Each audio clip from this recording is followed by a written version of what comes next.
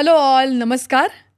रूबरू विथ अनु या पॉडकास्टमध्ये तुमचं सगळ्यांचं अगदी मनापासून स्वागत. एलिगंट आय मीडियाच्या माध्यमातून आपण रूबरू विथ अनुचा पहिला पॉडकास्ट जो एज्युकेशनल होता तो तुमच्यापर्यंत घेऊन आलो आणि त्या पॉडकास्टला तुम्ही भरभरून प्रेम आणि प्रतिसाद दिला. त्यामुळे सगळ्यात आधी तुम्हा सगळ्या व्ह्युअर्सचा अगदी मनापासून मी आभार मानते. आणि त्याच यशानंतर आज आम्ही पुन्हा एकदा रूबरू विथ अनु हा पॉडकास्ट तुमच्याकरता घेऊन येतोय, परंतु एका वेगळ्या आणि नवीन विषयासह आणि एका नवीन गेस्टसकट. नेमका हा विषय काय आपण समजून घेऊया, परंतु त्यासाठीच सगळ्या प्रेक्षकांना, सगळ्या व्ह्युअर्सना माझी आधी विनंती आहे की एलिगंट आय मीडियाच्या यूट्यूब चॅनेलला तुम्ही सबस्क्राईब करून टाका. म्हणजे तुम्हाला देखील असे वेगवेगळे विषय, नवनवीन गेस्ट आणि एक अत्यंत चांगलं दर्जेदार कंटेंट तुमच्यापर्यंत नक्की पोहोचेल. आजही रूबरू विथ अनु या पॉडकास्टमध्ये आपण असाच एक वेगळा विषय घेऊन आलो आहे आणि तो विषय म्हणजे वयात येणाऱ्या मुलांचं पॅरेंटिंग. अतिशय महत्त्वाचा विषय. मला वाटतं घराघरात या विषयावरती चर्चा केली जाते, या विषयावर बोललं जातं, परंतु नेमकं हे सगळं प्रोसेस कसं करायचं त्यासाठी आपल्याला गरज आहे ती एका एक्सपर्टची. आणि त्यामुळेच आम्ही आजच्या पॉडकास्टमध्ये सुद्धा असाच एक एक्सपर्ट गेस्ट तुमच्याकरता घेऊन आलेलो आहे. आपल्यासोबत या विषयावरती चर्चा करण्यासाठी आणि मार्गदर्शन करण्याकरता आज जोडल्या जाणार आहेत त्या म्हणजे clinical psychologist doctor Rajshree Bhise. या संपूर्ण क्षेत्रात मॅडमचा गेल्या 25 वर्षांपासून अधिक काळाचा अनुभव आहे. अशा अनेक पालकांच्या मुलांच्या समस्या डॉक्टरांनी सोडवलेल्या आहेत, यशस्वीरित्या सोडवलेल्या आहेत. आणि नेमकी ही सगळी प्रोसेस कशाप्रकारे असते, वयात येणाऱ्या मुलांचे नेमक्या समस्या काय असू शकतात आणि त्याच्यावरती एका एक्सपर्टकडनं आपण गायडन्स नेमका कशाप्रकारे घेऊन या समस्यांमधनं हसत खेळत मुलांना बाहेर काढू शकतो, या संपूर्ण अनुषंगाने आज रूबरू विथ अनु तुम्हाला पाहायचं आहे. त्यामुळे आम्ही लवकरच या पॉडकास्टला सुरुवात करतो आहे. तर मॅडम, जसं मी आत्ता इंट्रोड्यूस केलेलं आहे की आज आपण जो विषय घेऊन आलो आहे तो अत्यंत महत्त्वाचा आहे. त्यामुळे सगळ्यात प्रथम तर रूबरू विथ अनुमध्ये तुमचं अगदी मनापासून स्वागत करते मी. Thank you so much Anushree. Yes. आणि आज आपण जो विषय घेतोय तो मला वाटतं पालकांच्या दृष्टीने पण महत्त्वाचा आहे, मुलांच्या दृष्टीने पण महत्त्वाचा आहे. कारण आपण जेव्हा म्हणतोय की वयात आलेली मुलं किंवा वयात येणारी मुलं, ॲडोलेसंट मुलं आणि त्यांचे पालक, त्यांचं पॅरेंटिंग, त्यामुळे मला वाटतं दोघांसाठी अत्यंत महत्त्वाचा विषय. तर सगळ्यात प्रथम विषय सुरू करताना मला तुम्हाला एक गोष्ट सांगायची ती म्हणजे आत्ताच नेटफ्लिक्सवरती नुकतीच ना एक ॲडोलेसंट्स नावाची एक सिरीज येऊन गेली. राईट. आणि प्रचंड त्या सिरीजला लोकांनी उचलून धरलं आहे. म्हणजे भारतात सुद्धा, म्हणजे अगदी तुम्ही सोशल मीडियावरती जरी गेलात ना तर त्याच्यावरती अनेक लोकांनी अनेक त्यांचे अनुभव लिहिले आहेत किंवा त्या सिरीजबद्दल त्यांची मतं व्यक्त केली आहेत. त्याच्यावरती पेरेंट्सही व्यक्त होत आहेत, त्याच्यावरती मुलंही व्यक्त होत आहेत. आणि कुठेतरी ती सिरीज ना बघताना असं जाणवून जातं की एक पालक म्हणून, मी स्वतः एक पालक म्हणून मला पण असं जाणवलं कुठेतरी की खरंच म्हणजे आपण याच्या जवळ जातोय का किंवा आपल्याला ही रिलेट होते का कुठेतरी. तर त्या अनुषंगाने मला सगळ्यात प्रथम प्रश्न तुम्हाला हेच विचारायचं आहे की त्याच्यातही असं दाखवलं आहे की त्याच्यात एक क्राईम घडलं आहे असं हे आहे, परंतु तिथपर्यंत न जाता, त्या लेवलपर्यंत न जाता सुद्धा आज मुलं ज्या प्रकारे या सोशल मीडियाला एक्सपोज होत आहेत किंवा कुठेतरी एक व्हर्च्युअल जगातच वावरताना दिसत आहेत. राईट. तर मग अशा वेळेला ॲज अ पॅरेंट आपल्याला असं वाटतं की आपला मूल घरात आहे, लॅपटॉपवर बसून काहीतरी करताय, तर काही सेफ स्पेसमध्ये आहे असं कुठेतरी एक वाटतं की आहेत ना, घरातच आहेत ना, डोळ्यासमोरच आहेत ना, परंतु आपल्या डोळ्याच्या मागे ते नेमकं काय करतायत, त्या लॅपटॉपच्या स्क्रीनवरती नेमकं काय करतायत, ह्याच्याकडे कुठेतरी पालकांचं दुर्लक्ष होत आहे का किंवा पॅरेंटिंगच्या दृष्टीने इथे पालक कुठे कमी पडतायत का, चुकतायत का, यांनी सुरुवात करू शकतो. नक्कीच. ॲडॉलसन्स मूवीबद्दल मी पण ऐकलेलं आहे आणि त्याच्यात मला वाटतं क्राईम घडतो कारण इमोजीसचं चॅट्सद्वारे कन्फ्युजन होऊन प्रॉब्लेम्स होतात असं दाखवलेलं. तर फार मला वाटतं एक प्रकारे वाचाच फोडली एका विषयाला. नक्कीच. आणि राहिला प्रश्न सायबर स्पेस सेफ्टी आहे का. तर मी पालकांना चुकतात असं म्हणणार नाही, कारण आपण राईट रॉंग असं न करता योग्य अयोग्य अशा पद्धतीने करूया.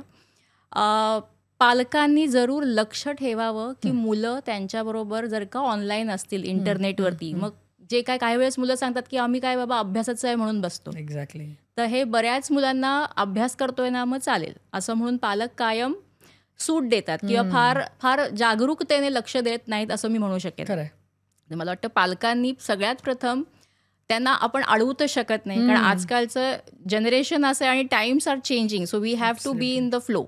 पण त्याच्यात सुद्धा आपण जर का मुलांना चांगलं वाईट धोके समजावून सांगितले, आणि हे करताना अगदी सोपं गोष्ट आहे, आपण TV एकत्र बघतो की नाही, मूवीजला एकत्र जातो. मग जेव्हा ते ऑपरेट करतात त्यांचं मोबाईल किंवा लॅपटॉप जे काही आहे, तेव्हा जर का पालकांनी थोड्या वेळ बसून त्यांच्याबरोबर इंटरेस्ट घेतला की बाबा तू काय करतोयस, मलाही समजाव.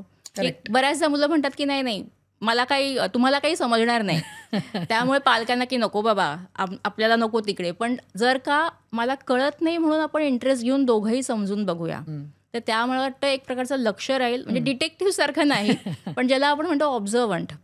आणि ऑब्झर्व करणं खूप महत्वाचं असतं. सो मग जरी अभ्यासाचं असेल तरी त्यांच्याबरोबर मध्ये मध्ये डोकावून येणं किंवा काय करतोय असं लक्ष ठेवलं तर मला वाटतं ह्या प्रमाणातले धोके निश्चित कमी होतील. कारण मुलांचं ॲडॉलसन्समध्ये रिस्क टेकिंग बिहेवियर खूप असतं. प्रलोभनं तर इतकी असतात की वेगवेगळ्या प्रकारचे, आपण जरी सेटिंग थोडं बदललं तरी ते फीड्स त्याप्रमाणे येतात. किंवा खूपदा मुलं मुली आई वडिलांचे मोबाईल वापरतात, काही वेळेस स्ट्रिक्ट म्हणून आजी आजोबांचे मोबाईल घेतात, कारण त्यांना अजिबात कळतही नाही की नाही बाबा तू घे, चाललंय त्याचं. आणि तिथे चेक पण करता येत नाही आजी आजोबांच्या मोबाईलमध्ये. पालक कदाचित लॉक वगैरे करून चेक करतात, पण जर का इतर कोणाचे मोबाईल घेतलं तर लॉकिंग सिस्टम तसं नसते, त्याच्यामुळे फीड्स येत राहतात. काही ॲडॉलसंट खूप हुशारही असतात, ते हिस्ट्री डिलीट करतात. ऍक्च्युली मी आता तुम्हाला तेच म्हणणार होते की आजी आजोबांचे तर मोबाईलचे सेटिंग सुद्धा मला वाटतं ही मुलं चेंज करतात. बरोबर आहे. आणि हे सगळं करताना की तू काय करतोयस, तू गेम खेळतोयस ना, आम्ही पण खेळतो तुझ्याबरोबर, काय कुठला गेम असू दे, भले अग्रेसिव्ह असेल नाही तर ते टिपिकल छान कॅन्डी क्रश काहीतरी तशासारखे असू दे, पण तुम्ही मुलांच्या बरोबर इंटरेस्ट घेऊन त्यांच्याबरोबर बसलात तर पहिली गोष्ट मुलांना आवडत नाही असं नाही, कारण तोही एक प्रकारे spending quality time with them असतो. पूर्वीच्या काळी पत्ते खेळायचे, कॅरम खेळायचे, तेव्हाही काही मोठे जण असायचे आपल्याबरोबर.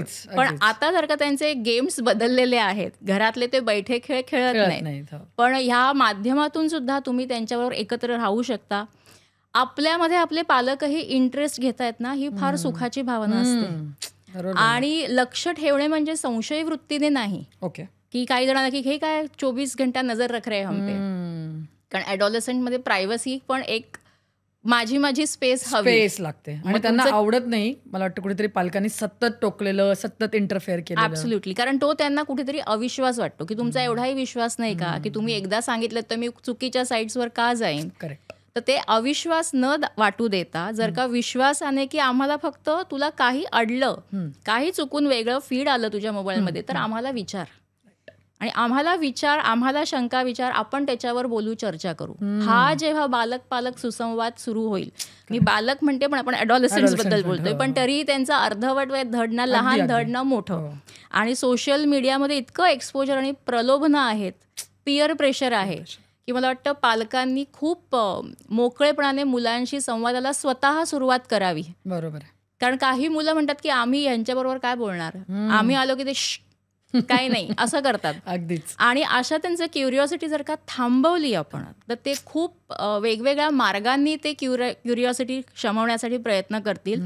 जे एक तर पियर्स असतात, त्यांच्यासारखेच असतात, त्यांनाही नीट माहिती नसते, किंवा चुकीच्या सोर्सेसने अशास्त्रीय माहिती मिळाली, अनसायंटिफिक नॉलेज मिळालं तर मग खूप गडबड होते. फक्त पोर्नोग्राफी आहे किंवा अशा प्रकारचे काही व्हिडिओज आहेत, अग्रेसिव्ह कंटेंट असेल कुठला, तर त्यांना मुलांना तर ते वेळ आणि इतर गोष्टींवर परिणाम होतोच, पण मोठेपणी त्यांच्या रिलेशनशिप्सवर फार मोठा परिणाम दिसून येतो. जो बहुतेकदा ह्या शंकांचं निरसन केलं नाही तर खूप रिलेशनशिप्स खूप अफेक्ट होतात, इन्क्लुडिंग तुमचं आपलं काय म्हणतो रोमॅन्टिक रिलेशनशिप्स म्हणा किंवा इव्हन मॅरिटल रिलेशनशिप्स. तर ह्या सगळ्यासाठी पालकांनी लक्ष ठेवून मुलांना स्वतःहून विषय काढावा की तुला काय बघतोय काय नाही, मग कोणी फोर्स करतंय का, तर ह्या गोष्टी विचारात घेऊन तो सुसंवाद साधला. काही मला वाटतं विषय खूप चांगले असतात. आता हे ॲडॉलसंट्स मूवी आहे किंवा काहीही हिंदीमध्ये अजून काही मूवी आलेले आहेत जिथे विशेष करून ॲडॉलसंट्स बद्दल, त्यांच्या रिलेशनशिप्स बद्दल, त्यांना त्यांच्या शरीराची जाण जेव्हा व्हायला सुरू होते, सेकंडरी सेक्शुअल कॅरेक्टरिस्टिक्स जेव्हा होतात, तुम्ही स्वतः पुढाकार घ्या, कुठेतरी मुलं येतील बोलायला. करेक्ट. त्यामुळे डिटेक्टिव्हगिरी न करता लक्ष ठेवणे हा फार छान शब्द आहे की आमचं लक्ष आहे. अजून एक महत्वाचं म्हणजे पूर्वीच्या काळी सणवार असेल, काय हळदी कुंकू असेल किंवा दिवाळी असेल, एकमेकांकडे मित्रमैत्रिणी यायचे. आजकालच्या मुलांना, आजकालच्या पालकांना आपल्या मुलांचे मित्रमैत्रिणी कोण आहेत हेच माहिती नसतं. की हा क्लासमधला हा मी ह्याच्याबरोबर आहे त्याच्याबरोबर आहे. किती जणांच्या म्हणजे किती पालकांकडे त्यांच्या मुलांचे आणि त्यांच्या फ्रेंड्सचे नंबर आहेत किंवा ते स्वतःहून ओळख करून घेतात. म्हणजे तुम्ही बघाल तर तुमच्या आमच्या वेळी आपल्याकडे कोण येतंय ते माहिती असतं. म्हणजे इनफॅक्ट म्हणजे माझ्या आई वडिलांचे जे मित्रमैत्रिणी होते त्यांच्या ते आमचे पण फ्रेंड झाले होते. त्याच्यामुळे आजकालच्या काळात तसं दिसत नाही. किंवा अगदीच केलं की नाही आम्ही तुमच्या बरोबर बाहेर भेटताय तर येऊ का, तर ते मुलांना आवडत नाही. आम्ही काही लहान आहोत का, मग सगळेजण हसतील. तर हे कुठेतरी मी एक्सेप्ट झालं पाहिजे म्हणून पण नेट ॲडिक्शन म्हणा किंवा फ्रेंडशिप्स चुकीच्या लोकांबरोबर करणं म्हणा याच्या शक्यता वाढतात. खरं नाही. तुम्ही जसं म्हणलात तसं. आणि कसं आहे ना, हे सगळं व्हर्च्युअल जग आहे ना, ते खूप असं तुम्हाला वाटतं पण लांबनच छान वाटतं. ते जवळ गेल्यानंतर खूप घातक ठरू शकतं. कारण जर तुम्ही आत्ता म्हणालात की फ्रेंड्स, आपल्या वेळेला घरी येणारे जाणारे मित्रमैत्रिणी असायचे. आपण त्यांच्या घरी जायचो, ते आपल्या घरी यायचे. हे लोक एकमेकांना नेटवरती भेटतात, चॅटमध्ये बोलतात आणि तिथेच विषय संपतो. प्रत्येक वेळेला प्रत्यक्षदर्शी ते सुद्धा एकमेकांना भेटत नसतात. त्याच्यामुळे आपण आपली ॲज अ पालक म्हणून इन्व्हॉल्वमेंट कुठे आणि कशी करणार हा सुद्धा एक प्रश्न असतो खरं तर. आणि त्याच अनुषंगाने मला तुम्हाला हेच म्हणायचं आहे की जसं तुम्ही आता म्हणताय की एक लक्ष ठेवलं पाहिजे. अत्यंत महत्त्वाचा मुद्दा आहे. डिटेक्टिव्ह न होता एक रिस्पॉन्सिबल पेरेंट म्हणून लक्ष ठेवणं हे खूप महत्त्वाचं आहे. परंतु आजच्या जमान्यात काय झालंय, सगळीकडे रेस आहे. आई वडील त्या रेसमध्ये धावत आहेत. त्यांना त्यांचे जॉब्स आहेत, करिअर्स आहेत, त्यांना त्यांचे पैसे या मुलांसाठीच कुठेतरी कमवायचे. ती पण एक मनामध्ये फिलिंग असतं की आपल्या मुलाला या सगळ्या गोष्टी आपण देणं आपलं कर्तव्य आहे. तर त्या अनुषंगाने या रेसमध्ये लागलेले पेरेंट्स आहेत, त्यांच्याकडे बाकी सगळं आहे पण द्यायला वेळ नाही आहे. जसं तुम्ही मगाशी म्हणालात क्वालिटी टाइम स्पेंडिंग, पण तो खरंच आहे का? तो टाईम स्पेंड करण्यासाठी त्यांच्याकडे तो वेळ आहे का, हा महत्त्वाचा भाग आहे. आणि मग त्याच्यामुळे कुठेतरी काय होतं, जो वेळ मिळतोय ना त्यांना आणि मग त्या मुलाला त्या वेळेत अवेलेबल करून घ्यायचं आणि मग त्या मुलाला पैशाच्या रूपाने म्हणा किंवा कुठली आमिष दाखवून म्हणा काही त्यांना हवं ते अवेलेबल करून द्यायचं आणि मग पॅम्पर करायचं कुठेतरी की आपल्याला वेळ देता येत नाहीये, ही कुठेतरी एक भावना असते मनामध्ये, गिल्ट असतं. मग ते अशा स्वरूपात ते व्यक्त केलं जातं मुलांबरोबर. बरोबर आहे. तर मग तिथे कुठेतरी ते पॅरेंटिंग परत तुम्ही जसं म्हणालात तसं योग्य अयोग्य काय ठरताना दिसतंय आणि आज हे खूप दिसतंय. कारण कसं आहे, टाइम्स आर चेंजिंग. त्याच्यामुळे आपण काही 24 तास घरी बसू शकत नाही. त्या क्वालिटी टाईमला त्यातून कसं होतं, पालकांचं ऑफिस वगैरे असंच, पण जेव्हा पालक घरी असतात तेव्हा मुलांचे क्लासेस, कॉलेज अमुक तमुक असतं. आणि मग तुम्ही कर्तव्य म्हणून मुलांसाठी करतो म्हणाल, पण ते कर्तव्य आउट ऑफ गिल्ट असतं मोस्ट ऑफ द टाइम. दुसरी गोष्ट की मला जे मिळालं नाही ते माझ्या मुलांना मिळालं पाहिजे. तर हा कुठेतरी आग्रह छान आहे, पण जेव्हा त्याचा दुराग्रह होतो तेव्हा अतिरेक होतो, दुराग्रह होतो, हट्टीपणा होतो की माझा पहिला नंबर आला नाही, तुझा आला पाहिजे. तर कुठेतरी पालकांनी स्वतःलाच इंट्रोस्पेक्शन करून विचारलं पाहिजे की हे खरंच मला हवंय की ते आपल्या मुलांना काय हवंय त्याचा आपण विचार करायला पाहिजे. मग ते अगदी खेळण्याच्या बाबतीत असू दे, अभ्यासाच्या बाबतीत असू दे किंवा एखादे करिअर निवडण्याच्या बाबतीत असू दे. तर जे पालक स्वतःचं लहानपण आठवून की मला असं नकोय असं करून जर का काही करत असतील तर त्यांनी नक्की विचार करावा आणि वर्तमानात जगून आपल्या मुलाला काय हवंय, त्याच्या अडचणी काय आहेत, त्याचे स्ट्रेंथ्स काय आहेत. कितीतरी पालकांना जेव्हा सेशनमध्ये मी विचारते की तक्रारी 100 सांगतील आधी, म्हटलं आता त्यांचं चांगलं सांगा काय ते विचारात पडतात. विचारात पडतात नाही, अच्छा क्या अच्छा है, हेल्पफुल है. त्याच्या पलीकडे त्यांना वेळ घ्यावा लागतो की आपल्या मुलामध्ये काय काय चांगलं आहे ते सांगायला. तर कधी कधी काय होतं की खूप गोष्टी चांगल्याकडे दुर्लक्ष करतो आणि जे चांगलं नाहीये किंवा जे अपेक्षेप्रमाणे नाहीये त्याच्याकडे अधिक लक्ष देऊन तिथेच पिनपॉइंट केलं जातं. त्यामुळे हे सतत आपण नॅग करतोय का, सतत मुलांना टोचतोय का, टोचून बोलतोय का, किंवा एखादी छान गोष्ट केली तर आपण तिला हव्या त्या पद्धतीने दखल घेतोय का. म्हणजे 50% काम केलं असेल एखाद्याने कुठच्याही बाबतीत, अभ्यास असेल, खेळ असेल, तर खूप पालक डोक्यावर चढवून 90-100% इतकं कौतुक करतात. प्रपोर्शन प्रमाणे जर का 50% काम केलं असेल तर त्याला 50% कौतुक करा, त्याला चुका दाखवा. पण चुका कुठल्या पद्धतीने दाखवताय तुम्ही, हा कम्युनिकेशनचा भागही खूप महत्वाचा आहे. बरोबर. तसंच एखाद्याने अगदी 95% मिळवले तरी 96 का नाही, 97 काय नाही, असं एक अप्रोच असतो. आग्रह तर असतोच, म्हणजे अपेक्षा ही डिमांडमध्ये बदलते आणि देन दॅट बिकम्स डिफिकल्ट की माझा डिमांड पूर्ण, डिमांडिंग पेरेंट्स आपण ज्याला म्हणतो. अपेक्षा आहेत त्या पूर्ण होऊ शकतात, पूर्ण होऊ शकत नाहीत, विच इज ओके. पण अपेक्षा जेव्हा असं झालंच पाहिजे, माझ्या पद्धतीनेच झालं पाहिजे, तो डिमांड जेव्हा येतो तेव्हा पालक आणि मुलांचा संवाद बिघडायला लागतो. दोघांसाठी प्रॉब्लेम आहे. ऍब्सोल्युटली. आणि डिमांड आपण ही माझी अपेक्षा आहे, अपेक्षा सांगताना थोडं वेगळं असतं. डिमांड सांगताना टोन बदलतो, शब्द बदलतात. आणि जसं मी सांगत होते की 90% काम केलं असेल तर मग तिथे कंजूसी नाही करायची, तिकडे द्या ना भरभरून, तेवढंच अप्रिसिएशन पाहिजे. बरं, खूप पालक ना ओव्हर प्रोटेक्टिव्ह असतात, माझ्या मुलाला कोणी बोललं नाही पाहिजे. तर आपण नकळत असं करतोय का? किती मुलांना नो ऐकण्याची सवय असते. मी हे घेणार नाही, किंवा हे मला चालणार नाही, किंवा हे मला आवडलेलं नाही, हे नकार देताना पण किंवा एखादं मिस्टेक पॉइंट आउट करताना पण तुम्ही कशा पद्धतीने सांगता, म्हणजे पुन्हा मेन ना संवादावरच येऊन थांबतं. हो, खरं. कम्युनिकेशनचं एक बेसिक तत्व आहे की लिसनिंग स्किल्स पाहिजेत खूप. बरोबर. किती पालक ऐकतात मुलांचं? खूप पालक ना कमी मार्क मिळाले किंवा काहीही चुकलं बिनसलं तर ते डायरेक्ट हा असं कर तसं कर तसं कर करून सांगून मोकळे होतात. आधी मुलांना काय म्हणायचे ते ऐकणं खूप गरजेचं आहे. बरोबर. की आधी ऐकून घ्या, त्यांचं जे काही चुकलं असेल, बरोबर केलं असेल, की त्यांनी काहीतरी विचार करून एक गोष्ट केली आहे ना, मग अशा वेळेस तुम्ही आधी कान देताय का फक्त आवाज ऐकताय, साऊंड ऐकताय? कारण जे म्हणतोय ते मुलगा किंवा मुलगी ते समजून घेतोय का?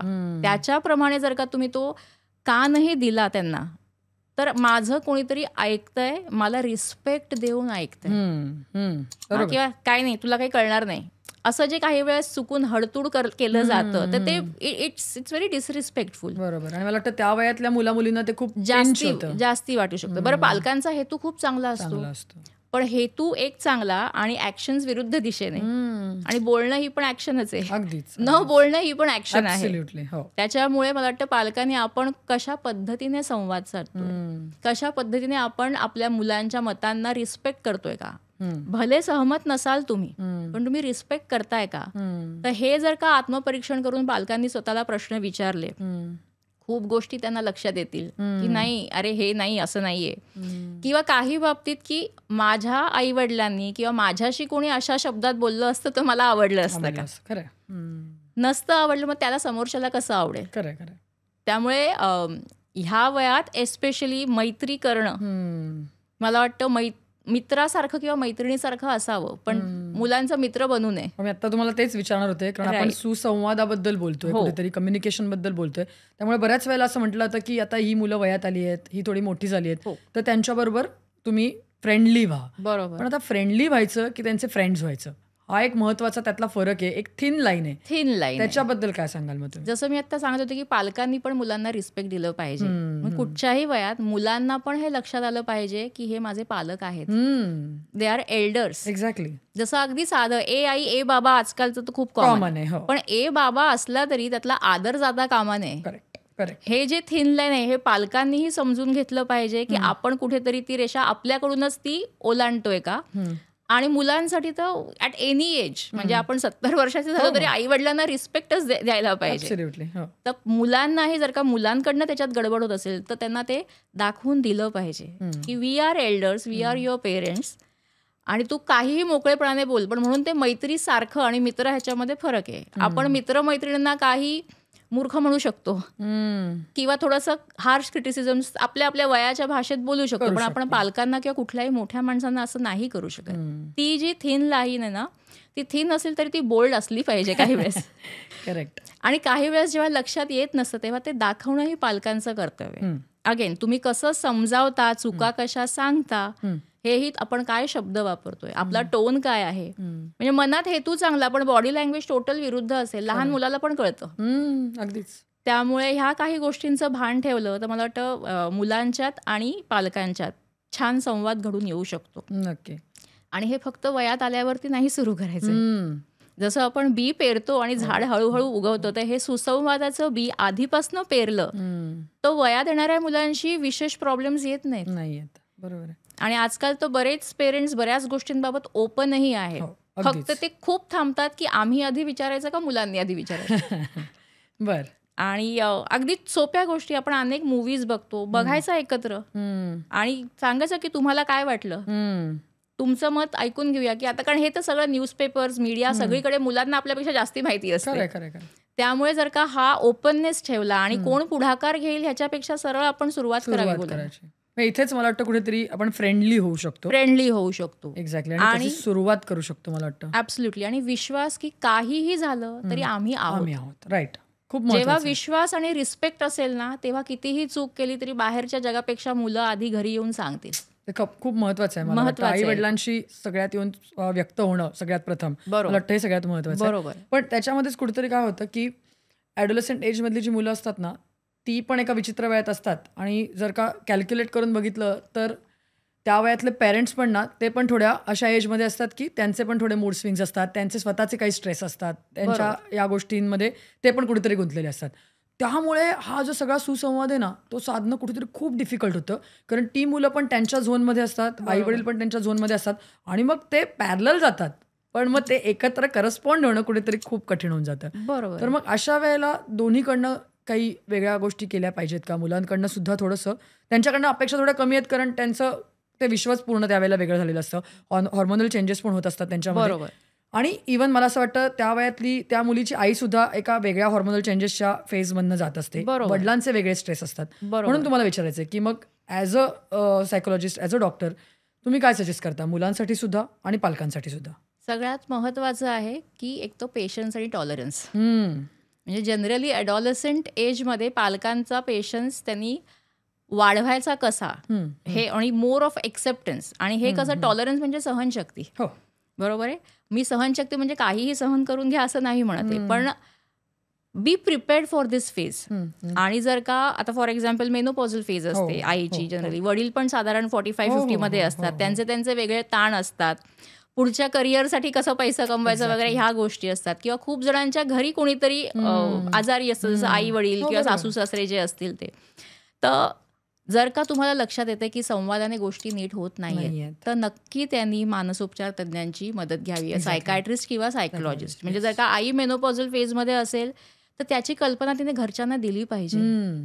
खूपसे विषय आपण बोलतच नाही घरात, तर आईने पण कल्पना दिली पाहिजे की this is the phase I am going through, I may have my mood swings, आणि तुमची पण फेज अशी आहे ते आम्हाला माहिती आहे. तर आता दोन्हीकडनं आपल्याला थोडीशी तडजोड करायला पाहिजे, पेशन्स वाढवला पाहिजे आणि टॉलरन्सही वाढवला पाहिजे.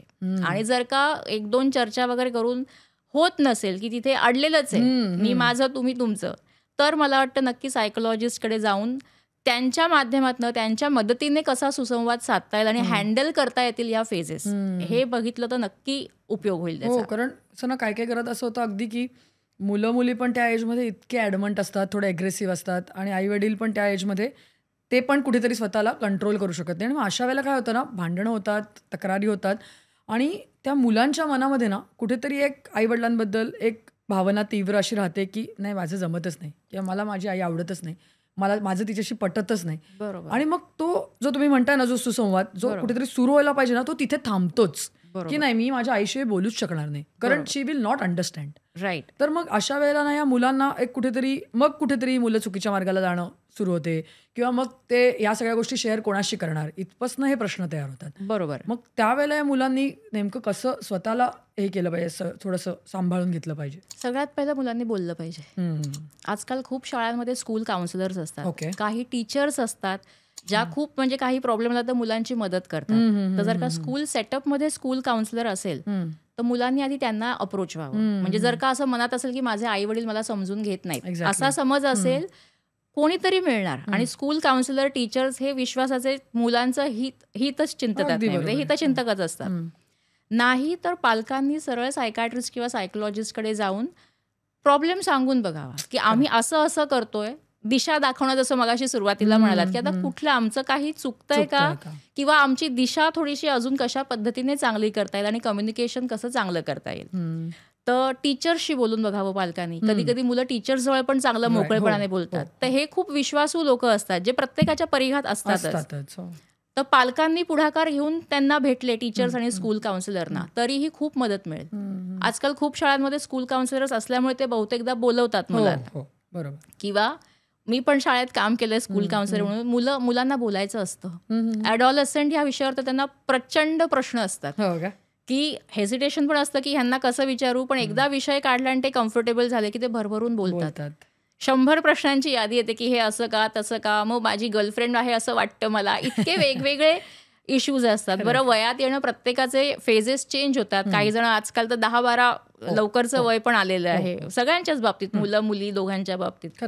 त्यामुळे शाळांमधनं जर का लेक्चर्स घेतली किंवा मग सरळ सायकोलॉजिस्टना भेटून त्यांच्याकडे गेलात तर हा संवाद सुरू व्हायला मदत होते. आणि जी कटुता असते की ह्यांना कळणारच नाही किंवा मुलांना वाटतं की आपल्या आईवडिलांना खरंच कळत नाही, खूपदा घरामध्ये जर का आजी आजोबा आणि आई वडिलांमध्ये मतभेद असतील आणि ते फार विचित्र पद्धतीने येत असतील तर हा भागही आहे की तिथेही मुलांना की तुम्ही एक एक्झाम्पलच सेट करता ना की तुमच्या आई वडिलांशी कसं वागावं. आणि children imitate from their environment. मग ते घर असो, शाळा असो किंवा आजूबाजूचं असो. मीडिया तर आहेच आहे की जिथे चांगलं वाईट दोन्ही मिळतं. पण प्रवृत्ती अशी असते की जनरली वाईट गोष्टींचं आकर्षण पटकन लागतं.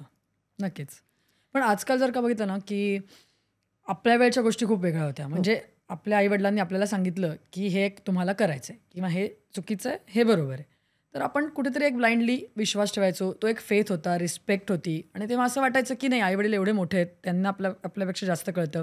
तो एक वाक्य असायचं, आम्ही खूप जास्त पावसाळे बघितले आणि आपण ते बिलीव्ह करायचो. आणि मला वाटतं may be that was fact also that times. True. पण आता ना चित्र बदललंय. आता आपण किती पावसाळे त्यांना सांगितलं हे महत्वाचं नाहीये. त्यांचं असं म्हणणं असतं, तुम्ही पावसाळे किती बघितले असते तरी आम्हाला तुमच्यापेक्षा जास्त नॉलेज आहे, जे ते या सगळ्या आजूबाजूच्या गोष्टींमधनं घेत असतात. बरोबर. आणि कुठेतरी जाऊन असं वाटतं की कदाचित ते खरं बोलतात की काय, किंवा कदाचित त्यांच्या बोलण्यात कुठेतरी तथ्य आहे की काय. त्यांना काही काही ठिकाणी काही फील्ड्समध्ये आपल्यापेक्षा जास्त नॉलेज असू शकतं. आणि मला वाटतं त्यात ॲक्सेप्ट करण्यात काही वावगं असं वाटत नाही. मग अशा वेळेला असं विचार येतो की जे ट्रेडिशनल पॅरेंटिंग आपण बघत आलोय, ज्याच्यामधनं आपण घडलोय, आपण गेलोय, आणि आता आम्ही ज्या फेजमध्ये आहोत तिथे कुठेतरी एक मॉडर्न पॅरेंटिंग सुरू केलं आहे आम्ही, किंवा करतोय, किंवा एक विचाराची दिशा बदलली. जसं मी आत्ता म्हटलं की माझा मुलगा जर मला येऊन सांगतोय की नाही, हे मला वाटतंय, हे तुझ्यापेक्षा जास्त मला कळतंय, तर मी करीन ते ॲक्सेप्ट, जर ते खरंच योग्य असेल तर. आणि मी उलट समजून घ्यायचा प्रयत्न करेन की तो जे सांगतोय ते कसं योग्य आहे, आणि त्याने ती माहिती कुठून मिळवली आहे, आणि मी त्याच्यामध्ये कुठे कमी पडली आहे. So may be this is kind of a modern parenting. तर काय वाटतंय म्हणजे तुम्हाला, हे ट्रेडिशनल पॅरेंटिंग, मॉडर्न पॅरेंटिंग यांनी मुलांवरती, त्यांच्या विकासावरती काही परिणाम होऊ शकतो? मी असे 2 विभाग करण्यापेक्षा ट्रेडिशनल आणि मॉडर्न, मला वाटतं ते जेव्हा सांगतात ना की आम्ही खूप पावसाळे पाहिलेले आहेत, त्यांनी बघितले असतात, पण त्यांनी आजकालच्या काळाशी ते जोडायला पाहिजे. बरोबर आहे. म्हणजे एखादा वाईट काही असेल गोष्ट, किंवा सिगरेट असेल, अल्कोहोल असेल, ह्या म्हटलं तर सगळ्या सवयी आहेत, त्या हेल्थला कधीही चांगल्या नाहीत. बरोबर आहे. आता पूर्वीच्या काळात हे वेगळ्या पद्धतीने सांगत असतील, आताच्या काळात सांगतात तेच, पण मग ती सांगण्याची पद्धत करंट जनरेशनला जे एक्झाम्पल्स कनेक्ट होतील अशा पद्धतीने सांगितलं तर ते खूप रिलेटेबल होईल आणि मुलं ऐकण्याची शक्यता जास्ती वाढते. म्हणजे चोरी करणं पूर्वीच्या काळी पण वाईट होतं, आताही वाईट आहे. Some things will never change. पण आपण कुठल्या उदाहरणांबरोबर सांगतोय तो, किंवा आपण काय हेतूने सांगतोय. आणि अगेन कम्युनिकेशन मॅटर्स, मी पुन्हा पुन्हा सांगते, पण दॅट ॲब्सोल्युटली मॅटर्स. आणि पालकांनाही करंट जनरेशन बरोबर जुळवून घ्यायला शिकायला पाहिजे. म्हणजे मोबाईलचं एक्झाम्पल आपण घेतलं किंवा इंटरनेटचं घेतलं तर आधीची पिढी तेवढी टेक सॅव्ही नाहीये. बरोबर. म्हणजे जसं तुम्ही म्हणालात की त्याने सांगितलं तर हो मला माहिती आहे बाबा, हे तुला बरोबर येतं. मी मगाशी जसं म्हटलं की बसा एकत्र, की हे मला येत नाही हे पालकांनी सांगितलं तरी त्याच्यात कमीपणा नाही. आणि मुलांनी पण की हा तुम्हाला हे येत नाही म्हणजे त्यांना काय अडाणी येत असं नाहीये. त्यांच्या जोडीला आयुष्याचा अनुभव असतो. बरोबर. त्याच्यामुळे it is about respecting each others differences also, आणि getting more and more knowledge from each other. बरोबर. त्यामुळे ट्रेडिशनल मी खरं सांगू का, पेरेंटिंग असं काही मॉडेल आन्सर नाहीच आहे. नाही ना. Every child is different, every parent is different. प्रत्येक फॅमिलीचे डायनामिक्स वेगवेगळे असतात. बरोबर. त्याच्यामुळे मला वाटतं असं आपण लेबल न करता, हे आपल्या कुटुंबात हे असं आहे, असं आहे, मग तिथे आपण कुठे ऍडजस्ट करू शकतो, कुठे जुळवून घेऊ शकतो, हा विचार दोन्हीकडनं व्हायला हवा. समजावताना अजून एक गडबड होते पालकांची. 15 वर्षाच्या मुलाकडनं ते 40 वर्षाच्या माणसासारखं अपेक्षित करतात. खरं, अगदी बरोबर. 15 वर्षाची मुलं 15 वर्षाप्रमाणे जबाबदारी घेणं अपेक्षित आहे. 15 वर्षाप्रमाणे त्यांनी सगळं काम करणं अपेक्षित आहे. मग अभ्यास असू दे किंवा काही असू दे. हे एज अप्रोप्रिएट नसेल उत्तर गडबड होते पुन्हा. म्हणजे 15 वर्षाच्या मुलाने 5 वर्षासारखंही वागू नये आणि 15 वर्षाच्या मुलाने 40 वर्षासारखंही वागू नये आणि पालकांनीही तशी अपेक्षा करू नये. बरोबर. अजून एक महत्त्वपूर्ण प्रश्न आहे जो पालकांनी खरंच आत्मपरीक्षण करावं की आपण आपल्या मुलाशी कुठल्या एज लेवल आणि इंटेलेक्च्युअल लेवलनुसार बोलतोय. Okay, right. म्हणजे काही जण असतात ना खूप ओव्हर प्रोटेक्टिव्ह असतात. बरोबर. तर ते आपण खरंच तो तर 15 वर्षाचा झाला, तो जाऊ शकतो काही ठिकाणी एकटा किंवा काही कामं तो करू शकतो घरातली पण किंवा बाहेरची पण. एक्झॅक्टली. तर ह्या गोष्टींकडे पालकांनी लक्ष देऊन पुन्हा विचारलं पाहिजे की आता आपला संवाद कसा आहे, आपला अप्रोच कसा आहे आपल्या मुलांबद्दल. बरोबर बरोबर. तर ते खूप म्हणजे 40 वर्षाची व्यक्ती पण आपल्या 70 वर्षाच्या आईवडिलांशी वय बदलतं तसं मॅच्युरिटी बदलते. खरं.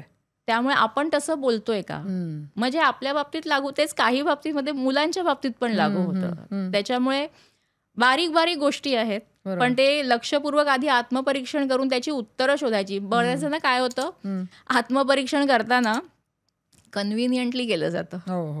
तिथे अनबायस्ड राहून तुम्हाला विचारायला पाहिजे. बरोबर. आणि प्रश्न विचारतात की मी चुकतोय का, पण त्याची उत्तरच देत नाहीत. प्रश्न आहे तिथे उत्तर आहे ना. मग प्रश्न विचारल्यावर की खरंच माझं चुकतंय का, त्याचं उत्तर हो ही असू शकतं. बरोबर. मग हो आल्यावरती की मग कुठे काय, आणि पुन्हा मी सांगेन की राईट रॉंग म्हणण्यापेक्षा मी आता ह्या पद्धतीने करून बघतो. अजून 10 पद्धती असतील ज्या मी एक्सप्लोर केल्या नाहीयेत. मग ते मुलांना समजून घेण्यात असेल किंवा मुलांना काही समजावताना असेल, तर अनेक पॉसिबिलिटीज आहेत. बघूया ना आपण. बरोबर. आणि ते कृती करणंही गरजेचं आहे. खरं. आत्ताच्या जेन झी अल्फा आल्यात आता, त्याच्या लँग्वेजमध्ये लिंगोमध्ये जर का बघितलं ना, तर म्हणजे मी आता हे गुगलवरनं शब्द अक्षरशः लिहून काढलेत, तुम्हाला असं सांगायला मला आवडेल.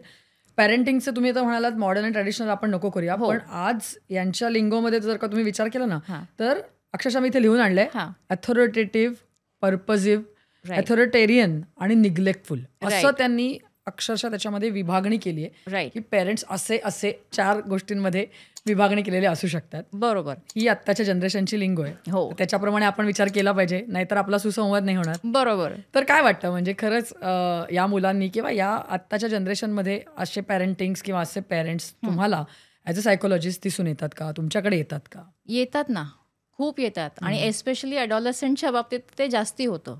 कारण काय होतं की लहानपणापासून इतकं प्रोटेक्ट केलं असतं की बेसिक आपला चहाचा कप किंवा दुधाचा कप ठेवून द्यावा पुन्हा परत सिंकमध्ये, काही करायचं नाही. तो क्लासमध्ये बिझी असतो, आजी आजोबा असले की बऱ्याचदा हाताशी मिळतं सगळं. त्याच्यामुळे काही ज्या वयाप्रमाणे बेसिक रिस्पॉन्सिबिलिटीज असतात ना, ती मुलांना करायची सवयच नसते. मी इरिस्पेक्टिव्ह ऑफ जेंडर बोलते, मुली मुलं दोन्ही. आणि सडनली 15 वर्षाचं वगैरे झालं, ॲडॉलसंट स्टेज सुरू झाली की त्यांच्या अपेक्षा असतात की हे काय वयाप्रमाणे वागत नाही, अजूनही त्याला उठवावं लागतं, अजूनही त्याचं सगळं करायला लागतं, अजूनही दप्तर भरायला लागतं. तर तुम्हीच कुठेतरी आधी खतपाणी घातलं आणि आता सडनली तुम्ही त्याला 15 वर्षाचं किंवा जे काय वय असेल त्याच्याप्रमाणे एक्सपेक्ट करायला लागतात. त्याला सवयच नाहीये ना. खरं. आणि इतक्या वर्षांची सवय मोडायला थोडं कठीण जाणार आहे. बरोबर. मग ते करताना आता जे 4 प्रकार सांगितले तुम्ही पेरेंटिंगचे, ते अप्रोच आहे बेसिकली. सो नेग्लेक्टफुल पेरेंटिंग म्हणजे काय की मुलगा आला शाळेतनं, दाखवलं की मला हे पहिलं बक्षीस मिळालं किंवा हे बघा मी असं केलं तर मला टीचरने चांगलं लिहिलेलं आहे, ते आपले पेपर किंवा मोबाईलमध्ये असतात. मग तिथे लक्षच नाहीये, तर ते निग्लेक्टफुल की एवढं दखल पण घेत नाहीये मी. काय खूपदा असतं ना घराघरात की आई तिथे काहीतरी स्वयंपाक करताना बोलतेय, बाबा पेपर वाचत बसले किंवा मॅच बघत बसले. आता पुन्हा इरिस्पेक्टिव्ह ऑफ जेंडर ते वाईस वर्सा पण असू शकतं. तर हा सगळा जो भाग आहे ना, तर हे अप्रोच ऑफ पेरेंटिंग आहेत. पर्पजिव्ह म्हणजे तुम्ही काही ठराविक हेतू ठेवून त्या मुलाला शिस्त वगैरे लावताय, तर हा सगळा भाग आहे. निग्लेक्टफुल मी उदाहरण दिलं. अथॉरिटेरियन आणि अथॉरिटेटिव्ह. आता ह्याच्यामध्ये सुद्धा काही वेळेस काय करतात की पालक डिमांडिंग, जो आपण मगाशी व्हेरी डिमांडिंग, की मी म्हणेन तसं झालं पाहिजे. आणि व्हेरी हार्श पनिशमेंट्स ऑल्सो. अरे बापरे. हार्श पनिशमेंट्स म्हणजे आपल्याला पूर्वी शाळेतनं 5 वेळा लिहा वगैरे असेल. काही घरांमध्ये इव्हन फिजिकल अग्रेशन असतं की काय म्हणतो त्याला, हे केलं नाही ना मग एक तर आरडाओरडा करून ओरडणार किंवा व्हेरी हार्श क्रिटिसिझम्स लाईक डिग्रेडिंग और पुटिंग द चाइल्ड डाऊन, की तुझं काही होणारच नाही, तो बघ कसा, कम्पॅरिझन. तर ह्या वेगवेगळ्या पद्धतींनुसार अप्रोच कसा आहे पालकांचा. पुन्हा आत्मपरीक्षण कसं आहे ना, बहुतेकदा दुसऱ्यातले प्रॉब्लेम्स दाखवले जातात, पण आपल्याकडे आपण कसं वागतो आणि आपण कसं बदल करायला पाहिजे ह्याच्याकडे पालकांचं दुर्लक्ष होत असावं. किंवा घरातलं आम्ही मोठे मग आम्ही म्हणू तसंच. पण तुम्ही लॉजिकल रिझन दिलं तर मुलांना पण समजतं ते की ह्याच्या मागे काहीतरी लॉजिक आहे. तर ह्या गोष्टींचा विचार नक्कीच करायला पाहिजे. नक्की. जसं आता आपण सगळं पॅरेंटिंगबद्दल बोलतोय, आता आपण हे अक्षरशः प्रकारच तुम्ही समजावून सांगितले नेमके. परंतु ॲडोलेसंट मुलांबद्दल बोलत असताना त्यांच्या पण काहीतरी एक बेसिक समस्या असतील ना, त्यांना पण काहीतरी प्रॉब्लेम्स असतील, त्यांचे पण काहीतरी विचार असतील, थॉट प्रोसेस असेल. कारण आजकालची मुलं एकदम क्लिअर थॉट प्रोसेसमध्ये चालतात. त्यांचं असं फार मनामध्ये चलबिचल असते असं नाही, म्हणजे त्या वयानुसार असली तर, पण अदरवाईज त्यांच्या कॉन्सेप्ट क्लिअर असतात बऱ्याचशा वेळेला या एजमधल्या. तर मग त्यांच्या नेमक्या समस्या काय असतात? कारण बऱ्याच वेळेला काय होतं, अगदी छोट्या छोट्या गोष्टीवरून सुरू होतं की इतका वेळ टीव्हीच काय बघते, इतका वेळ सोशल मीडियावरतीच तुम्ही करताय, बाकी काहीच तुम्ही करत नाही, इथपासून ते त्यांच्या मूड स्विंग्स, टँट्रमपर्यंत अशा अनेक गोष्टी पालकांना पण मग ते कुठेतरी समजून घेणं जड जातं की नेमकं याच्याशी डील कसं करायचं. बरोबर. तर मग त्यांच्या समस्या आता जनरेशन वाईज काळानुरूप काही बदलताना दिसल्यात? त्यांच्या समस्या आधीही होत्या, आधी फक्त त्या नजरेसमोर यायच्या नाही. कारण पूर्वीपासनं सायकोलॉजिस्ट, सायकायट्री म्हणजे वेडा आहे का. एक्झॅक्टली. हा अजूनही कुठेतरी स्टिग्मा आहे. आणि म्हणून मला वाटतं पालक पण तुमच्यापर्यंत यायला थोडा उशीर करतात. काही वेळेस जोपर्यंत शाळा पाठवत नाही तोपर्यंत येत नाही, किंवा मार्क कमी पडतायत, मार्कांवर आला की मग पालक घेऊन येतात. तर चित्र बदलतंय, नाही असं नाही, पॉझिटिव्ह चित्र आहे. माझ्याकडे कित्येक वेळा 5वीपासनं ते अगदी अडॉलसंट स्टेजमधले स्वतःहून सांगितलंय की मला सायकोलॉजिस्टकडे जायचंय. Very good. आणि हे इतकं सुखावणारं चित्र आहे. तो पेरेंट्सना त्यांना मला काही माहितीच नाही काय होतंय मुलांच्या बाबत, पण तो म्हणाला ना म्हणून आम्ही घेऊन आलो. हेही नसे थोडके. अगदीच. त्याच्यामुळे हा चांगला बदल आहे. आणि नंतर जेव्हा की अच्छा असं आमचं असं आहे आम्हाला लक्षातच नाही आलं, तर जो संवाद साधायचा असतो ना, तर ते तिथपासून सुरुवात होते. जर का प्रोफेशनल हेल्प घेतली तर अजून मदत होते. मुलांच्या समस्या कसं असतं, आपल्या प्रत्येकाचा एक स्वभाव पण असतो, बरोबर. म्हणजे अगदी लहान बाळ जरी म्हटलं आपण तर काही बाळ रडकी असतात, काही बाळ शांत असतात. म्हणजे आपण मोठे झालं लहानपणी केवढं रडायचा, हा किती पटकन चिडायचा. तर स्वभावाचा एक भाग असतो जो ॲडॉलसंटमध्ये पूर्ण पर्सनॅलिटी फ्रेम होत असते. तितकं आपण पूर्ण व्यक्तिमत्व झालेलं आहे असं नाही, पण काही ट्रेट्स हे लहानपणापासून दिसतात.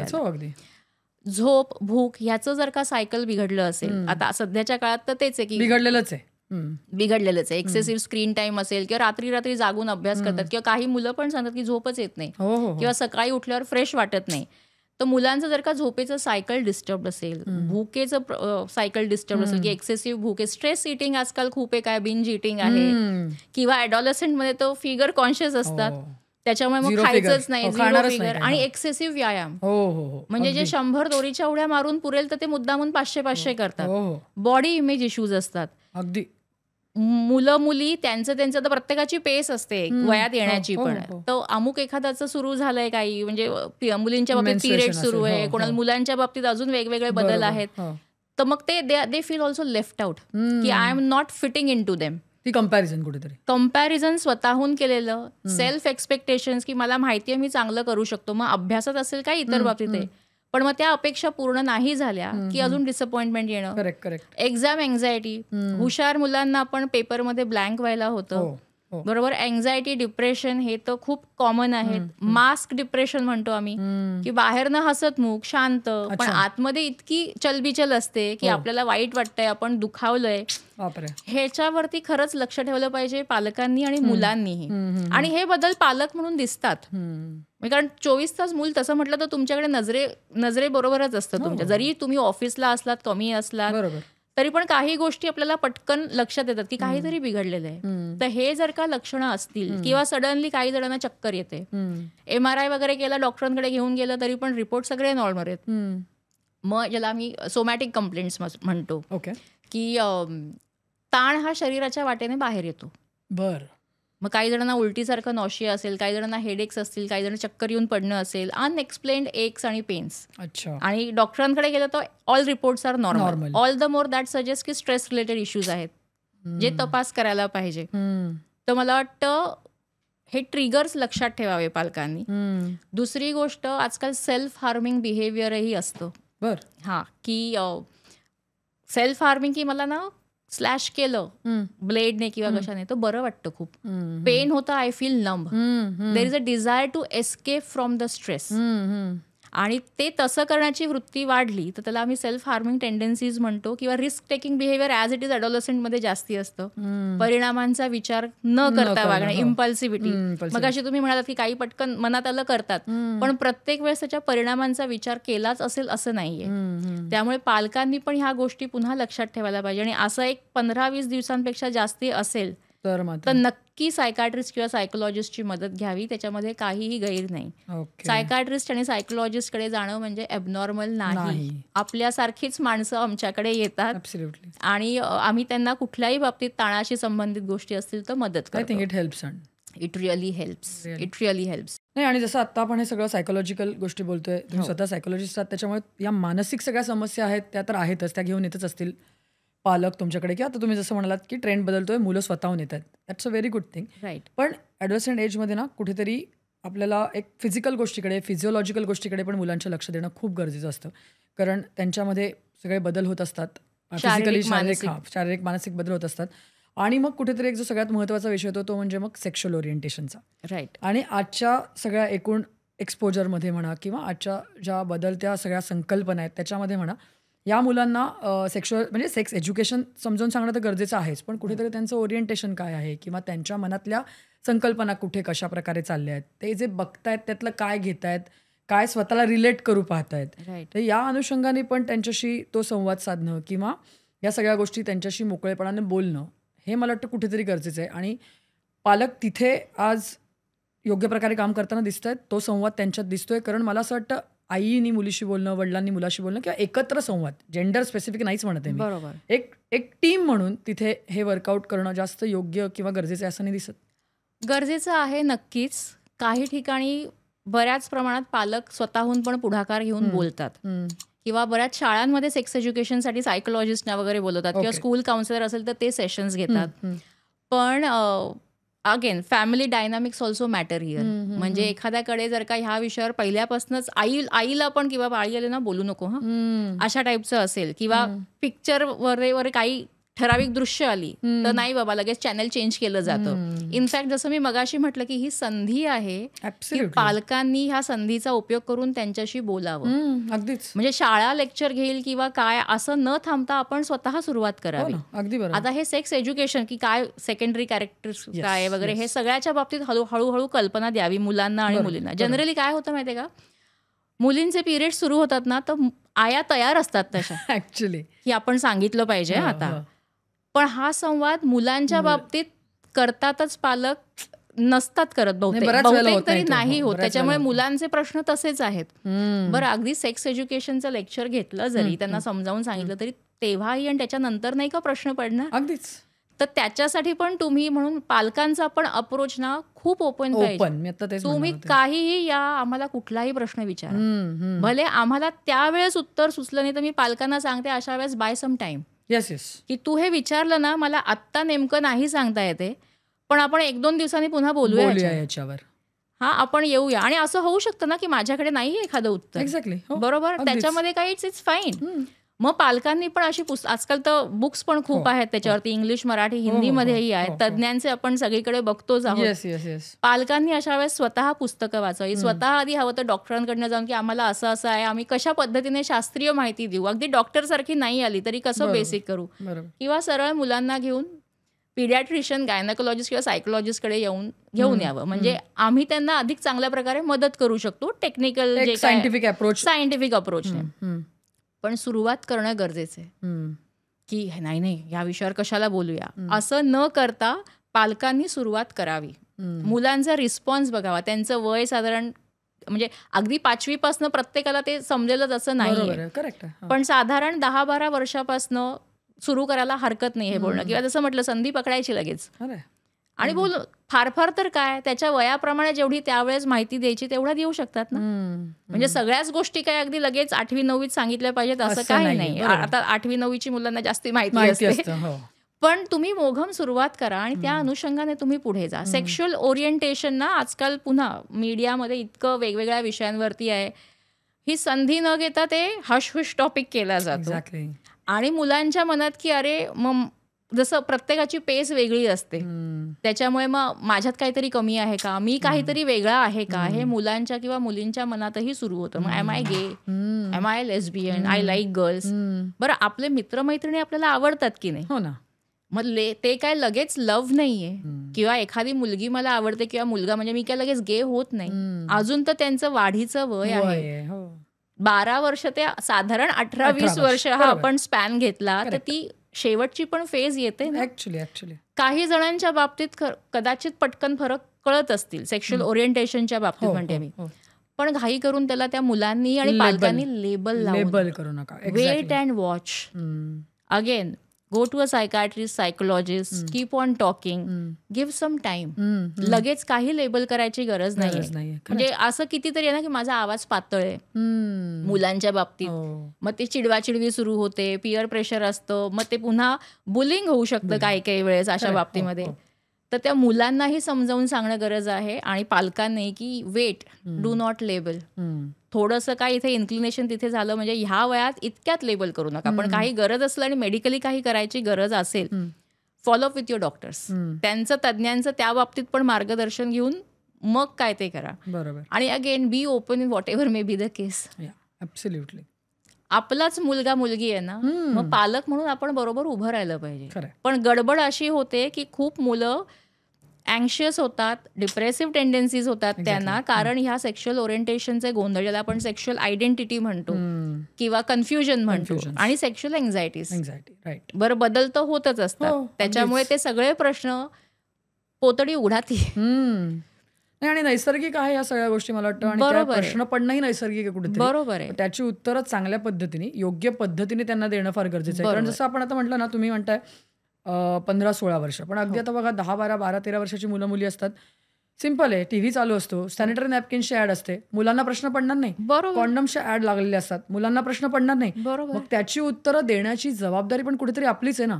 कारण तो टीव्ही, त्याच्यावरचं येणारं चित्र हे आपणच उपलब्ध करून दिलंय. बरोबर आहे. मग आपली रिस्पॉन्सिबिलिटी आहे की त्याची आन्सर पण त्यांना दिली पाहिजे. बरोबर. पण मग बऱ्याच वेळेला काय होतं माहिती आहे, अशाला तुम्ही जसं म्हणाल तसं पेरेंट्स तेव्हा जा ह्याचं आत्ता तुला काय कळणार नाही, हो नंतर सांगू. हो, मला वाटतं इथे त्यांची क्युरिओसिटी कुठेतरी थांबून जाते किंवा मग ते वेगळ्या दिशेला डायव्हर्ट. आणि हे काहीतरी चांगलं नाही किंवा घाण आहे. जे मी मगाशी म्हटलं की ॲडल्टहुडमध्ये ते चांगलं नाही, राईट. म्हणजे even sexual relationships it's very natural आणि खूप चांगलं आहे ते, पण तुम्ही कशा पद्धतीने ते समजावून सांगता. नाही तर खूप जणांना जेव्हा ॲडॉलसंटमध्ये अडवलं जातं की नाही हे बघू नको, ते बघू नको, मोठेपणी त्यांना त्यांच्या मॅरिटल लाईफमध्ये प्रॉब्लेम्स येतात. त्याच्यामुळे ते जर का टाळायचं असेल तर हे हेल्दी पद्धतीने, योग्य शब्दात, शास्त्रीय दृष्ट्या जर का मांडून सांगितलं. आणि आता तर ॲडॉलसंटमध्ये they are very sexually active also many a times. All the more they should know about all this things, की काय चांगलं, काय वाईट, काय धोके, काय कॉन्सिक्वेन्सेस असू शकतात, हे मुलांना आणि मुलींना दोघांनाही समजावणं गरजेचं आहे. पालकांनी स्वतः सुरुवात करावी, नाही तर प्रोफेशनल्सकडे जाऊन त्यांची मदत घेऊन त्यांना समजावं. नाही, मला वाटतं काय कुठेतरी जर का पालकांनी हा संवाद साधला नाही किंवा ते बोलले नाहीत तर मुलांना एक तर नाहीच कळणार, आणि दुसरी गोष्ट मग ते ना सगळ्या गोष्टी लपवायला कुठेतरी सुरुवात करतात, पालकांपासून हाईड करणं, किंवा त्यांना या गोष्टी नाही आवडत आहेत ना, किंवा बऱ्याच वेळा मुलांचं असं होतं आपल्या वडील खूप स्ट्रिक्ट आहेत, हो, किंवा ते ट्रेडिशनल आहेत तेव्हा, किंवा ते खूप रुटेड आहेत, त्याच्यामुळे त्यांना हे अर्बन सगळ्या गोष्टी जमत नाही आहेत, या सगळ्या गोष्टी त्यांना झेपत नाही आहेत. तर मग, आणि आपण आता इथे वाढलोय, आपण आपल्या ज्या पियर्समध्ये आहोत तिथे या सगळ्या गोष्टी आपल्याला माहिती असणं, समजणं गरजेचं आहे. मग त्यावेळेला ते कुठेतरी चुकीच्या पद्धतीने बाहेर येतं आणि मग आई वडिलांना कम्प्लिटली निग्लेक्ट केलं जातं आणि मग मित्रमैत्रिणींचा सहारा घेतला जातो. आणि मग अशा वेळेला ना बऱ्याच वेळेला मला प्रश्न तोच पडतो की त्यावेळेला जर त्या मुलांचे मित्रमैत्रिणी कुठेतरी चुकीचे त्यांचे परसेप्शन असतील किंवा त्यांच्या विचारधारा वेगळ्या असतील तर मग ही मुलं कुठेतरी वेगळ्या संगतीमध्ये अडकून चुकीच्या पद्धतीने चुकीच्या मार्गाला लागू शकतात का? बरोबर, लागू शकतात, त्याचा प्रभाव असू शकतो. पिअर प्रेशर आपण म्हणतोच तसं, बरोबर आहे. दुसरी गोष्ट, ते जे त्यांच्या वयाचे इतर असतात त्यांनाही शास्त्रीय माहिती असेलच असं नाही. एक्झॅक्टली. मग ते अगदी सबस्टन्स यूज बद्दल असेल, सिगरेट असेल, आजकाल तर इव्हन वेपिंग, अमुक जे काय आहे, एक्सपोजर पण त्यांना मिळतं आणि काही ठिकाणी त्यांना ते अवेलेबल, जो पालकांसाठी खूपच काय म्हणतो महत्वाचा प्रश्न आहे. आणि रिबेलियसनेस असतो ॲडॉलसंटमध्ये. एक्झॅक्टली. म्हणजे जर का काही मुळातच एखादा स्वभाव हट्टी असेल, कोणाचं ऐकून घ्यायची वृत्ती नसेल, तर ॲडॉलसंट एज मधला मुळात जो एक रिबेलियसनेस असतो, जे मुली मुलांच्या दोन्ही असतो, मग ते पालक तक्रार करतात की बॅक आन्सर करतो, उद्धट बोलतो. बरं, त्यांच्या क्युरिओसिटीवाल्या प्रश्नांची उत्तरं जर नीट दिली गेली नाहीत तर ते पण हट्टीपणाने मग विरोध करून विचारतात, तुम्हाला नाही ना, मग मी करणार. रिबेल होतात. ते रिबेलियसनेस आहे. आणि हा ॲडॉलसंटचा रिबेलियसनेस वेगळा आणि मुळात एखाद्याचा प्लस आलेला. म्हणजे खूप पालक असंही म्हणतात की नाही, आता ॲडॉलसंट स्टेज आहे ना, मग असं होणार. सगळेच गोष्टी फक्त ॲडॉलसंट एजमुळे येत नाहीत. मग तुम्ही लहानपणापासून अजून बघा, म्हणजे आता अजून काही समस्या टिपिकल सायकोलॉजिकल टर्म्समध्ये सांगितलं तर ADHD आहे, लर्निंग डिसेबिलिटी आहे, एक्झाम एन्झायटी आहे, किंवा इतर पुन्हा ह्या वयात जे एन्झायटी डिप्रेशनचे गोष्टी आहेत, लो सेल्फ एस्टीम, माझ्यात काहीतरी कमी आहे, मग लो कॉन्फिडन्स. तर हे सगळ्या गोष्टींचा आपण पालकांनी विचार करून वेळीच त्याचं निदान करून घेतलं पाहिजे. कारण त्याच्यामुळेही अभ्यासावर परिणाम होतो आणि ते निदान करून व्यवस्थित ट्रीटमेंट, काउन्सिलिंग जे काय आहे तर ते सुरू केलं तर ह्या सगळ्या गोष्टी बऱ्यापैकी सेटल व्हायला सुरू होतात. म्हणजे फक्त ॲडॉलसंट एजमुळे असं नाहीये, लहानपणापासून अनेक गोष्टी. म्हणून म्हटलं ना की तुम्ही कम्युनिकेशन आणि मुलांचं अपब्रिंगिंग एक तर मॉडेल आन्सर नाहीये, पण ते आपल्या मुलाशी जेवढा तुम्ही मोकळेपणाने ऑब्झर्व्ह करून संवाद साधाल आणि काय गरज आहे त्याप्रमाणे स्वतःमध्येही बदल कराल, ते खूप मदतीचं ठरतं. नाही, या एजमध्ये कसं होतं, आणि पालक जसं तुम्ही म्हणालात की ओव्हर प्रोटेक्टिव्ह असतात पालक, ते ठीक आहे, पण काही काही वेळेला असं असतं ना की खरंच पालकांना पण कुठेतरी बाबा आपली वयात आलेली मुलगी रात्री उशिराच घरी येते तर त्याचं टेन्शन असतं, किंवा या वयातल्या आताच्या जनरेशनच्या मुलामुलींचं स्लीपर्स असतात. हो, शाळेतल्याच मुलामुलींचे स्लीपर्स असतात. मग तिथे बऱ्याच वेळेला पॅरेंट्स अलाउ करत नाहीत. मग कुठेतरी त्या मुलांना पण असं वाटतं की आपण या ह्याच्यामध्ये फिट इन नाही होते, कारण आपलेच आईवडील आपल्याला पाठवत नाहीत. बरोबर. पण त्याच्यामध्ये दोन्ही बाजू मला असं वाटतात की आईवडिलांची कुठेतरी काळजी असते, त्यांची कुठेतरी कन्सर्न्स असतात, त्यांचे कुठेतरी थॉट्स असतात, आणि त्याच वेळेला मुलांचं हे असं असतं की बाकीच्या 8 लोकांचे पॅरेंट्स पाठवतात, माझेच आईवडील का नाही पाठवत आहेत, बरोबर, मग माझे आईवडील कल्प्रिट आहेत का, हा मुलांचा प्रॉब्लेम आहे. मग अशा वेळेला ही सिच्युएशन हाताळायची कशी? सगळ्यात पहिले तुम्ही लॉजिकल कारण द्या मुलांना की आम्ही का नाही पाठवत आहोत. मुलं सुद्धा बातम्यां वगैरे मध्ये बघतात, जेव्हा आपण त्यांना पॉझिटिव्ह निगेटिव्ह कॉन्सिक्वेन्सेस समजावून सांगतो आणि त्यातलं लॉजिकली जे आहे ते कारण सांगतो, मुलं ते ऐकण्याच्या तयारीत येतात. खूप पालक नाही, जायचं नाही स्लीप ओव्हरला, नाही म्हणून ते मोकळे होतात, ते कारण देतच नाहीत. का जायचं नाही म्हटलं ना, नाही जायचं. एक्झॅक्टली. तुम्ही कारण समजावलं ना, एक्झाम्पल्स देऊन समजावलं, त्यांनाही कळतं. अशा वेळेस अजून एक पर्याय की पालकांनी स्वतःकडे एकदा स्लीप ओव्हरला बोलावं. बरोबर. म्हणजे तुम्हाला पुन्हा ओळख होते ना, की जसं मी म्हटलं की त्यांनी आपल्या मित्रमैत्रिणी कोण आहेत मुलांचे, त्यांच्याशी पालकांनी संवाद साधला तर ह्यातल्या खूप गोष्टी बऱ्याच प्रमाणात जे तेढ निर्माण होते आणि माझ्या आईवडिलांना काही कळत नाही, ते नाही म्हणतात, आणि ह्याला काही कळत नाही, आम्ही जग पाहिलंय, इथे जे कॉन्फ्लिक्ट अत्यंत डिफिकल्ट आहे. राईट. तर ते सोडवायचा असेल तो गुंता, तर तुम्ही संवाद आणि कारणं द्या. म्हणजे मी एक्सप्लेनेशन द्या म्हणत नाही, पालकांना एक्सप्लेनेशन द्यायची गरज नाही, पण लॉजिकल रिझन देऊन समजावून सांगितलं तर मुलांनाही कळतं की ते का नाही करत आहेत. बरं. आणि मग त्याचे दुसरे पर्याय शोधू शकतो ना. मग ठीक आहे, एकदा आपण आपल्या घरी बोलवून बघू. तुम्हाला पण भीतीच आहे ना, अंदाज आहे ना, मग तुमची भीती करण्यासाठी तुम्ही पण जे रियालिटीमध्ये आहे त्याचा तपास करा. बरोबर. तपास असेल ते जाणून घ्या की नाही, इथे सेफ आहे माझा मुलगा किंवा मुलगी. तर ती खात्री झाली तर मला वाटतं एवढा विशेष येणार नाही प्रॉब्लेम त्याच्यात. नक्की. जसं आपण आता म्हणजे सेक्शुअल गोष्टी ओरिएंटेशनबद्दल बोललो किंवा सेक्स एज्युकेशनबद्दल बोललो, बऱ्याच वेळेला आताची ॲडोलसंट एजमधली मुलं आहेत ना, ती जसं तुम्ही कशी वेपिंगचा उल्लेख केला, राईट, ॲक्च्युली स्मोकिंग असेल, वेपिंग असेल, अल्कोहोल याला एक्सपोज झालेली असतात याच एजमध्ये. हो. आणि मला वाटतं बऱ्याच वेळा चुकीच्या पद्धतीने झालेली असतात. तर मग अशा केसेस तुमच्याकडे येतात का, आणि मग ह्या मुलांना मार्गावरती खरंच आणणं गरजेचं आहे, ते कशा प्रकारे केलं जातं? अशा केसेसही येतात, नकळतपणे पितात, पालकांनी काही वेळेस लक्ष दिलं नाही तरी ते वेगवेगळ्या मार्गांनी शोधून पण त्यांना अवेलेबल मिळतं. अशा वेळेस नक्कीच त्यांनी सायकायट्रिस्ट आणि सायकोलॉजिस्टकडे जायला पाहिजे. कारण जर का खरंच खूप व्यसन असेल, एक तर तब्येतीवर प्रचंड परिणाम होतो, अभ्यासावरती परिणाम झालेलाच असतो. पुन्हा ज्याला आपण काही गोष्टी ड्रग्सच्या किंवा ह्या सगळ्या सेवनाने मूड स्विंग्स वगैरे वाढतात, जे टिपिकल ॲडॉलसंट मूड स्विंग्स नाही आहेत, अमुक गोष्टीमुळे वाढतात. तर हे सगळ्यासाठी तुमच्या सायकायट्रिस्टकडे किंवा फॅमिली फिजिशियनशी आधी बोलून घ्यावं, आणि मग गरज लागेल तर सायकायट्रिस्टकडे पण जाऊन त्यांच्याकडे साठी औषधोपचार करून घ्यावे. So with that can be, कारण काय होतं, सवय लागली की बॉडी क्रेव्ह करते नंतर, किंवा पियर प्रेशर, मी घेतलं नाही तर हे मला नावं ठेवते, बरोबर. त्याच्यामुळे ते टाळण्यासाठी सायकायट्रिस्ट आणि सायकोलॉजिस्टची नक्की मदत घ्यावी. गरज असेल तर सायकायट्रिस्ट औषध देतात आणि सायकोलॉजिस्ट काउन्सिलिंग करून जे काय थेरपी आहे त्याप्रमाणे त्यांना त्यातनं बाहेर काढायला मदत करतात. पण हे पुन्हा सजग असणं गरजेचं आहे. बरोबर. त्याच्यामुळे जागरूक पालक आणि अति जागरूक पालक ह्यातला फरक आहे. बरोबर. तर तो पालकांनी लक्षात घ्यायला पाहिजे. म्हणून तो लक्ष ठेवणे, ऑब्झर्वंट इज डिफरंट आणि डिटेक्टिव्ह सारखं स्पाईंग करणं इज डिफरंट. तर हा फरक लक्षात ठेवला तर नक्कीच मदत होईल. नक्की.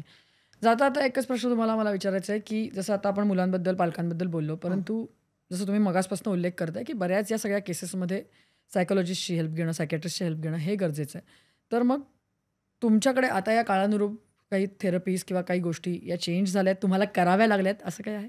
Therapies in counselling, technical psychotherapy. Any medication. Generally psychotherapy counselling आपण म्हणतो तेव्हा आपण काय करतो, विचार, भावना आणि वर्तन ह्याच्यावरती काम केलं जातं. बरोबर आहे. Thoughts leads to emotion, emotion leads to behaviour. Okay.